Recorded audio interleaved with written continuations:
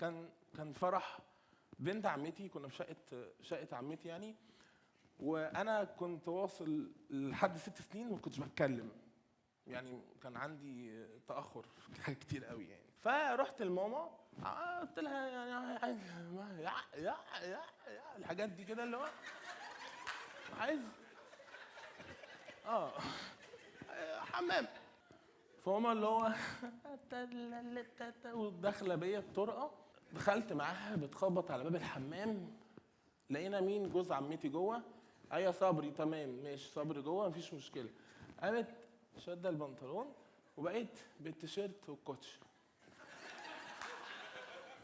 في لحظات كده كلنا مثلا واحنا صغيرين بقى في الفرح بيبقى في كراشايه على قدنا لطيفه، بنت جميله تحلم بيها لما تروح. عدت في الطرقه، عدت في الطرقه.